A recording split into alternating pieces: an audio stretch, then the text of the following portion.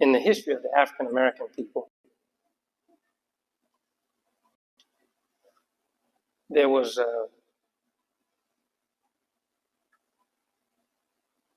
a point at which it was generally felt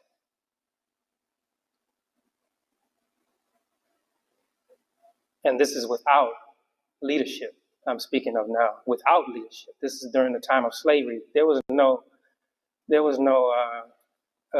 established leadership necessarily. We had that appeal to the conscience of these United States of America, but movement of people following a leader, it was impossible because our population was held in bondage. This city is significant in that history. From it came a great voice, and I mentioned Frederick Douglass today in the address, the khutbah. But it was settled in the spirit of the African American people that there was no real help coming from the world, that the relationship that needed to be cultivated was the relationship between themselves and God, God Almighty. The focus was on God, and an agreement was made, an agreement in the soul of the African American people, that they would devote themselves to God, and God would relieve them this terrible burden. Now, that's not to say that God wouldn't have helped them anyway.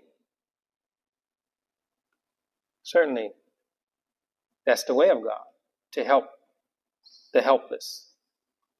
But the fact that in the soul of the people there was this recognition that God is the only true aid, this devotion created a powerful resource in the spirit of the African American people. And that was what? The commonality of the struggle. Unity. Unity. Unity based upon recognition that God is our patron. And that singular devotion to God being the patron caused the people to coalesce around leadership voices like Frederick Douglass. If that recognition wasn't in the soul of the African American people, they would not have even been able to hear Frederick Douglass. It was that recognition in the soul of the people that produced Frederick Douglass. Frederick Douglass was an expression of that movement in the soul of the African American people. So that recognition was a recognition of the unity of God, that there is no other partner to him in terms of relieving our condition. We can't look to the white man of America. We can't look to Muslim nations. No Muslim nation is even paying any attention to our predicament. We can't look to even Africa. Only we can look to God and his singular authority over this world. And he will be responsible for us being freed. And from that expression, from that sensitivity, from that movement, come Frederick Douglass, David Walker, Harriet Tubman, etc., etc. So the unity of God as a central concept in Islam, Tawheed, which has all of its very important disciplines that are associated with it. You know, tremendous thousands and thousands and thousands of volumes have been written on Tawheed. It speaks to a recognition in the soul that human existence has no value except that God has determined its value. And whatever God has determined as its value, it will have. And it will be the most important foundation for human establishment and progress. And every ideal that is held in the soul for human progress is guaranteed by that association and that recognition of God's oneness. Powerful concept.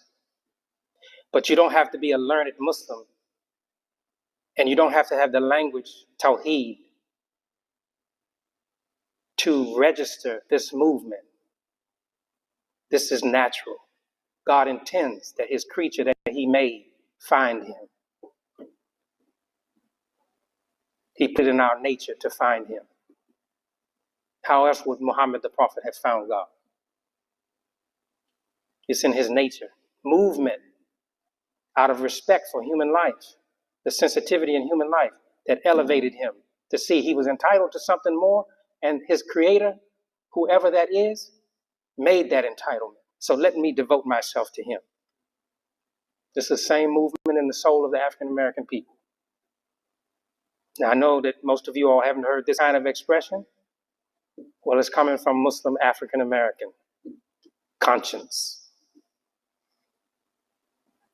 In the tradition of Elijah Muhammad and his son, Warithuddin Muhammad. So I had to say that. It's necessary for me to say that.